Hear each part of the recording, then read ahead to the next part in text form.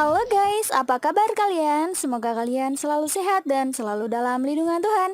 Alur cerita film kali ini berjudul Sri Mantudu. Sri Mantudu adalah film aksi penghibur penuh gaya, di mana Mahes Babu sebagai Harsha dan Sruti Hasan sebagai Charu, dan mereka berdua memainkan peran utama. Harsha datang ke desa Devarakota dalam upaya mengangkat nama baik ayahnya yang dulu difitnah. Disinilah letak bagusnya film, bagaimana usaha Harsha membangun desa miskin terbelakang di tengah kekuasaan wali kota yang korup, tentang bagaimana pemerintah tidak mau mendanai pembangunan sekolah, menolak mengaspal jalanan yang hancur, dan memaksa penduduk meninggalkan tanahnya hanya untuk bisnis ilegal mereka. Yuk langsung aja ke alur ceritanya. Ini adalah ayah Harsha yang bernama Rafikan. Dia adalah miliarder dan mempunyai perusahaan industri. Konflik antara Rafikan dan Harsha adalah Harsha tidak mau menjadi penerus perusahaan ayahnya. Ini adalah Kartik, kakak ipar Harsha yang dikira Harsha ingin merebut kursi jabatan ayahnya. Di pagi hari, Rafikan dan Harsha berbicara. Ayah menyadari bahwa di antara mereka telah terjadi ketidakcocokan dalam berpikir. Ayah juga menyinggung soal bisnis yang tidak mau diteruskan oleh Harsha. Harsha berpendapat setiap manusia memiliki pandangan berbeda, begitupun Anda. Saya heran mengapa Anda tidak pernah berbicara penuh kasih sayang kepada orang lain. Ayah pun tersinggung dan berkata, "Kapan Anda akan mengambil alih perusahaan?" Harsha menjawab kalau dirinya tidak mempunyai kecenderungan menjaga bisnis ayah. Harsha bertanya lagi, "Apa yang ayahmu lakukan?" Rafikan menjawab, "Ya, bertani." Lalu Harsha menimpali, "Mengapa kamu tidak meneruskan bertani?" "Maka dari itu, biarkan saya melakukan yang saya inginkan dan tolong hargai itu." Hati Harsha sangat lembut. Dia mendengar masalah pegawai kantor ayahnya yang kesulitan menanggung biaya pernikahan putrinya. Dia datang untuk membantu mereka dan memberinya 20 lak. कल ऑफिस से 20 लाख का चेक भेज दूंगा। Hal itu membuat perdebatan antara dirinya dan keluarganya. Harsha merasa sudah seharusnya keluarganya membantu pegawai mereka yang sudah lama membantu perkembangan perusahaan. Katrik berkesempatan mengompori mertuanya atas kejadian uang 20 lak itu, tapi sang ayah khawatir dengan cara berpikir anaknya. Scene berlanjut. Harsha disuruh sang ibu untuk tidur lebih awal karena mereka akan pergi ke kuil jam 5 pagi. Singkat cerita, Harsha dan keluarga perempuannya pergi ke kuil, tapi di jalan dia melihat perempuan cantik yang tidak lain bernama Charu. Karena masih penasaran dengan Charu, dia bahkan putar balik hingga 3 kali.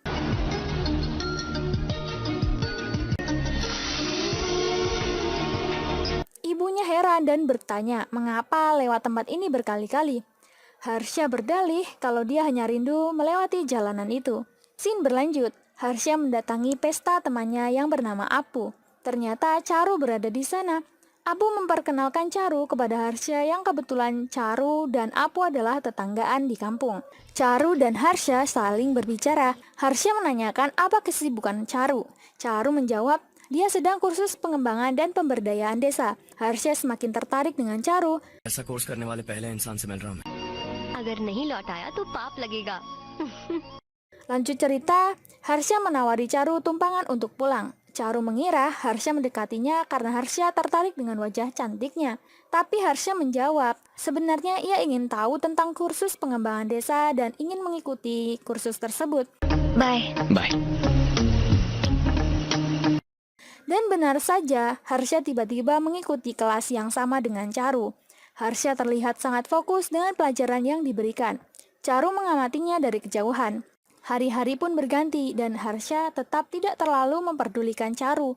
Dia tetap fokus belajar sampai-sampai Harsha lupa tidak memberikan tebengan ke asrama kepada Charu. Lama-lama Charu protes dan mengungkapkan kekesalannya kepada Harsha. Dia merasa sakit hati karena Harsha tidak pernah lagi menghiraukannya. Dia tidak menyapa, bahkan memberikan senyum kepada Charu. Karena sudah diprotes, akhirnya perlakuan Harsha pun berubah.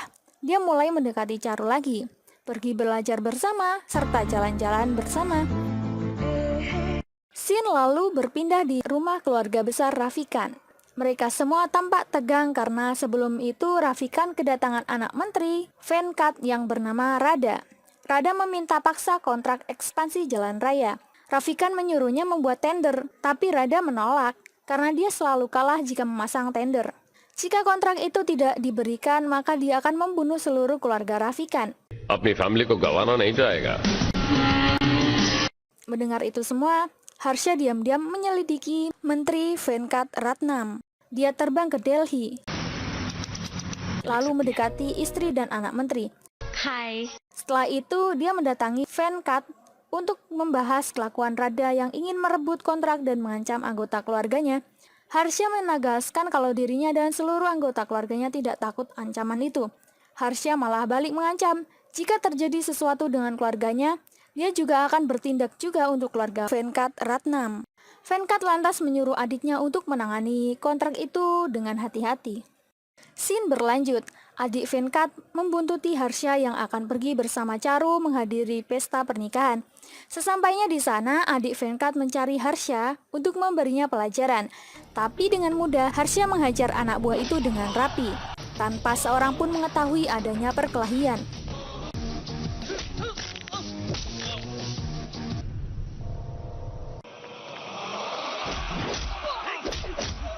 अब तेरी बारी। Hingga acara pernikahan yang berlangsung pun tak ada gangguan lagi. Lanjut cerita, Charu sedang nongkrong bersama teman perempuannya, tapi dia terkejut setelah temannya memberitahukan bahwa Harsha adalah anak milioner yang akan mewarisi kekayaan ayahnya, yakni Rafikan. Mengetahui kebenaran itu, Charu malah menghindar dari Harsha. Sehingga Harsha menanyakan penyebabnya. Harsha berkata kalau dia mencintai Charu. I love you. Charu malah menjawab kalau mereka berdua tidak sama. Charu berkata, "Apa kamu mengenal desamu?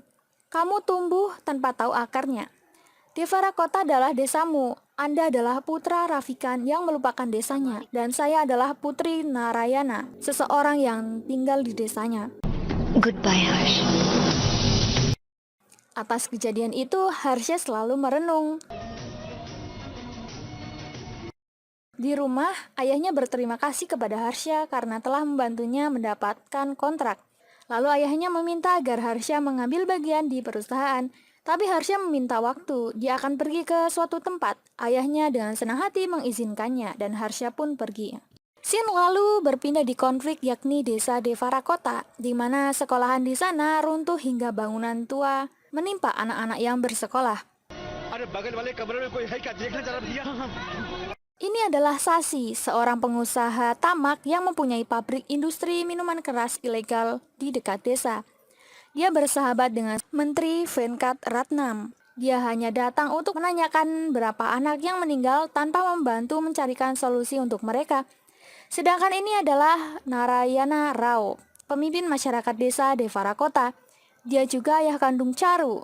Seorang warga protes kepada Sasi dan menyalahkan Sasi atas kejadian yang menimpa para siswa itu. Naraya segera melerainya, seraya memberikan pendapatnya agar Sasi mau mendirikan gedung sekolah yang lebih kokoh. Tapi Sasi malah menyuruh para penduduk memindahkan anak mereka sekolah ke kota dan meninggalkan sekolah tua itu kalau mau selamat. Tak sampai di situ, siapapun yang melawan Sasi dia akan dihajar sampai meninggoy. Karena kejadian itu sering terjadi, penduduk desa satu persatu memutuskan pindah ke kota. Selain itu, banyak dari mereka yang memutuskan untuk bunuh diri. Scene berlanjut, ternyata Harsha pergi ke tanah kelahiran ayahnya yang tidak lain desa Devara Kota. Dia menaiki bis, tapi di tengah jalan bis terpaksa berhenti karena terjadi keributan. Keributan itu tidak lain adalah ulah Rada dan bala pengikutnya. Harsha mencoba menghentikan keributan itu. Adik Venkat memberitahu Rada bahwa Harsha adalah salah satu dari mereka dan Harsha juga yang sudah mendatangi ayah Rada.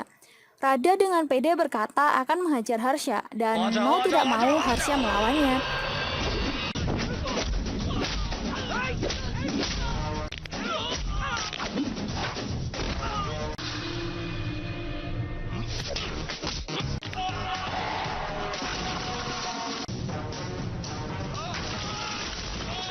Hingga mereka pun kalah. Rada dan anak buahnya lari dan segera kabur, hingga bis pun bisa berjalan kembali. Singkat cerita, Harsha sampai di desa Devarakota. Di sana dia disambut Narayana dan warga. Dia ditanyai maksud tujuan datang ke desa mereka. Harsha menjelaskan kalau ia akan mempelajari desa-desa terpencil dan akan berusaha mengembangkannya. Dia ditawari agar tinggal di rumah Narayana, tapi Harsha memilih tinggal sendiri di rumah sebelah agar lebih nyaman dan bebas. Scene beralih ke Sasi yang mendapat telepon dari Venkat. Venkat berkata, komando telah berpikir bahwa distrik telah menderita karena dirinya, dan dia meminta Sasi melakukan sesuatu untuk desa agar posisinya sebagai menteri bisa aman. Scene berpindah lagi di desa, terlihat Narayana sedang berdiskusi masalah sekolahan yang tidak beroperasi akibat runtuh kemarin. Seorang warga menawari agar memakai gudang dulu untuk sementara karena tidak ada biaya. Harsha yang mendengar semua itu tergerak untuk membantu. Dia memberikan cek senilai 10 lak untuk membangun sekolah kembali. Tapi bantuannya ditolak agar tidak merepotkannya. Tapi Harsha berkata, jika kita tidak berbagi kesengsaraan orang lain, apa gunanya tinggal di sini? Akhirnya mereka dengan terharu menerimanya. Tidak hanya itu, Harsha membangun rumah sakit yang lebih layak, membangun jalan dengan aspal, serta membuat penampungan air agar perairan lebih mudah. Apu dan Charu pulang kampung. Charu heran, dia mempelajari tentang pengembangan desa. Ternyata sudah diimplementasikan. Lalu ayahnya memberitahu ada seorang yang datang dan bekerja keras mengembangkan desa kita. Dan saat makan malam pun tiba. Akhirnya Charu tahu siapa yang dimaksud ayahnya itu. ये वही लड़का है जिसकी मैं बात कर रहा था। Setelah makan, Charu mendatangi Harsha dan memarahinya. Charu mengira bagi Harsha dan keluarganya itu hanyalah sebuah bisnis. Harsha pasti datang ke sini untuk mendekati keluarganya, mencari kelemahan keluarganya, berinvestasi di dalamnya, lalu berencana menikahi Charu. Harsha hanya diam saja mendengar Charu yang mengemel gak jelas itu.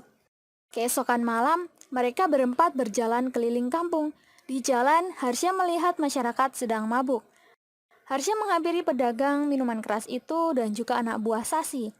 Dia menyuruh agar menghentikan itu, tapi mereka menolaknya, sehingga dengan terpaksa, Harsha memukul anak buah Sasi. जिंदा रहना है कि नहीं तुझे?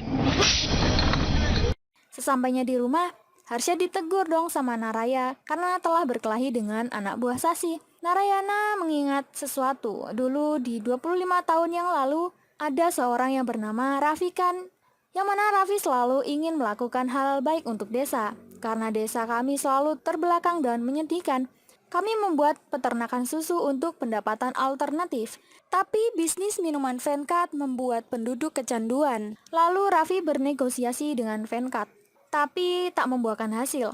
Raffi akhirnya membuat cara agar masyarakat keluar dari kecanduan miras dan membuat mereka bekerja keras agar kehidupan lebih layak. Tapi Venkat marah karena gara-gara Raffi, pelanggan mirasnya jadi berkurang, hingga memutuskan untuk memfitnah Rafikan. Mereka membakar kandang hewan, mengunci pintunya, hingga pegawai di sana meninggal terbakar. हजारों ख्वाब देखे। Para penduduk menyalahkannya. Raffi ditangkap atas tuduhan konsleting listrik dan menyebabkan kebakaran. Setelah Raffi keluar penjara, dia kecewa dan meninggalkan penduduk selama-lamanya. Begitu dia pergi, desa ini menjadi gelap dan merana. Mendengar cerita itu, Harsha paham mengapa selama ini ia tak pernah melihat ayahnya penuh kasih sayang kepada para pegawainya. Harsha lalu menelpon ayahnya. Ayahnya sangat senang. Harsha akhirnya menelponnya. Ayah menanyakan tentang bagaimana liburan Harsha. Harsha menjawab, dia akan lebih senang jika ayah juga berada bersamanya. Mendengar itu, Raffi menjadi tambah senang. Holiday पर जाना है हमारे साथ। Cerita pun berlanjut. Venkat akhirnya mengunjungi sahabatnya di desa. Dia berencana akan memperluas usahanya dan menyuruh Sasi memaksa petani menjual murah tanahnya. Jika tidak mau, mereka harus dibunuh. Di samping itu, adik Narayana dan anggota keluarganya akan pindah ke kota mengikuti menantunya. Narayana sudah tidak kuasa lagi menahan mereka. Harsha mendengar semua itu dan menahan mereka. Dia berkata, Anda pergi, pasti Anda tidak tahu apa tujuan Anda. Anda juga tidak akan menerima kalimat kasih sayang seperti yang terjadi selama Anda di sini. Pergi bukan berarti membawa tas dan menaiki 4 anak tangga. Dan jika Anda ingin kembali, Anda harus turun ribuan langkah. Lihatlah, Narayana setiap kali mendengar seorang pergi, Dia berlari ke halte bus dan memohon agar orang tidak meninggalkan desanya. Sekarang yang pergi malah saudaranya sendiri. Lalu bagaimana dia akan menghadapi desa dan bagaimana dia tinggal? Lalu Harsha berkata kepada menantu mereka, "Jika Anda membawa mereka bersamamu, maka jaraknya akan sejauh festival Sankranti." Mendengar Harsha berbicara, Charu menjadi terenyuh dan sadar tentang betapa bergunanya Harsha di desa ini. Keesokan harinya, Charu meminta Harsha mengawalnya pergi ke kebun Sumati. Sesampainya di rumah Sumati, Sumati malah berpamitan karena besok dia harus meninggalkan desa dan pindah. Dia menjelaskan alasannya, di mana menteri sendiri yang meminta seluruh tanah persawahannya. Ayah mertuanya tidak mau, tapi malah dihajar. Jadi terpaksa mereka pindah.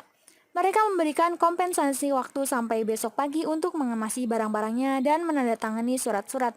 Harsha mendengar itu semua. Di keesokan harinya, Harsha bersiap-siap menunggu anak buah menteri datang ke rumah Sumati. Tak lama, preman itu datang dan memaksa menandatangani surat. Harsha segera melarangnya. Itu membuat preman itu murka dan akan menghajar Harsha. Tapi preman itu KO oleh Harsha. Dan mereka pergi melapor. Scene berlanjut. Sasi dan Venkat berdiskusi, lalu menyuruh anak buahnya memancing Harsha datang dan menculik Charu. Harsha datang ke kebun mangga, tempat di mana Charu diculik. Venkat terkejut, ternyata pria itu adalah Harsha, anak laki-laki Rafikan. Di sana Harsha diancam, tapi Harsha malah memberikan daftar catatan kriminal untuk Menteri Venkat. Yakni, Venkat telah menelan dana alokasi 43 SMA, 72 tempat untuk perbaikan jalan raya, 350 kores untuk kekeringan, membunuh orang-orang di peternakan susu, dan 23 lainnya. उन सब के परिवारों को पैसे देने होंगे। Sasi lantas bertanya bagaimana jika mereka tidak mau. Harsha menjawab kalau dia akan membunuh mereka semua. Lalu pertarungan satu lawan banyak khas India pun tak terelakkan.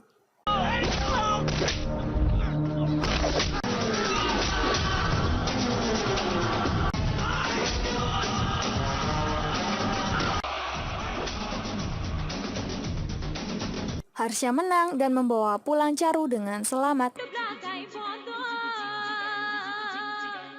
Venkat menelpon Raffi. Dia dengan marah mengancam Raffi dan memberitahukan kalau anaknya berada di desa kelahirannya. Lalu meminta Raffi segera membawa pulang anaknya karena dalam bahaya. Scene beralih di Harsha yang terkejut melihat banyak mayat terkapar di pinggir danau. Saat Harsha hendak menolong mereka, punggungnya dibacok oleh anak buah Sasi. Harsha dengan sisa kekuatannya mencoba melawan.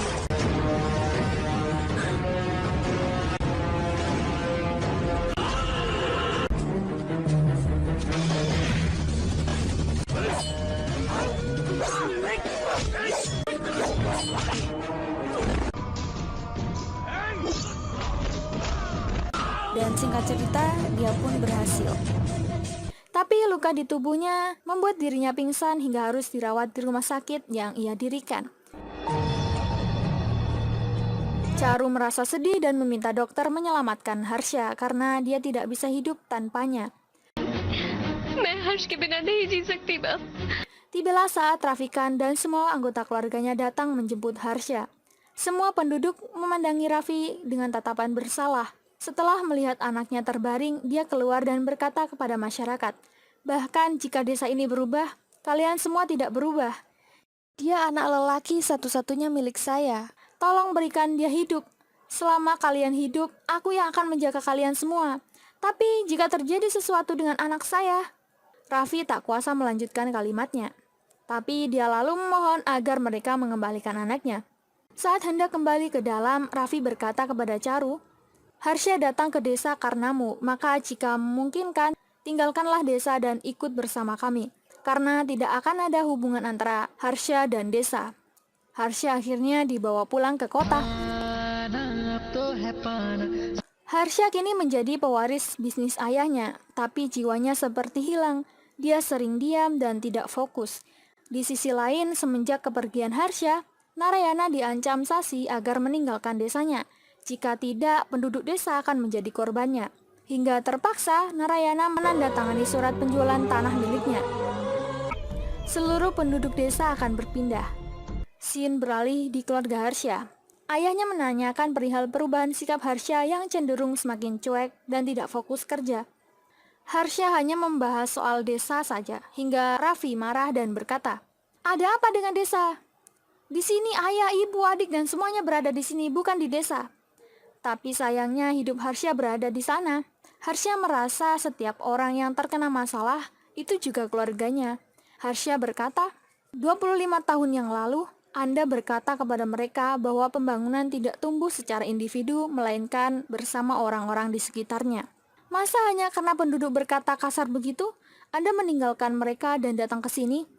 Tapi mereka sangat bangga, Raffi mereka kini sukses. Harsha melanjutkan bicara, "Saya yakin Anda pasti memikirkan desa dan penduduknya juga. Tolong biarkan aku memilih jalanku sendiri." Sang ayah terenyuh dan berkata, "Semua orang bilang aku memiliki anak yang tampan, tapi aku berpikir kalau aku memiliki anak yang sangat baik hati. Ayo, dimanapun Anda mau dan dimanapun Anda berada, buatlah Make semua orang everyone happy and bahagia. be happy. Jangan terlambat, Harsha." Harsha semakin bersemangat. Harsha menyerahkan kedudukannya dan menitipkan orang tuanya kepada Kartik dan segera kembali ke desa. Scene lalu berpindah. Harsha menggagalkan investor asing yang hendak bekerja sama di pabrik miras milik Sasi dan Venkat. Harsha membalas semua kekejian yang dilakukan Sasi dan Venkat, membunuh anak buahnya satu persatu,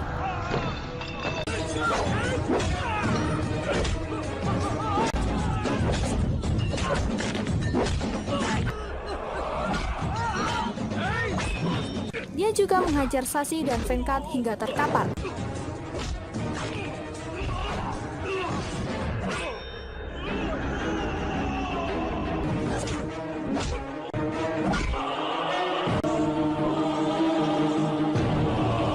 Lalu Harsha menumpahkan minyak dan membakar mereka beserta pabrik miras mereka.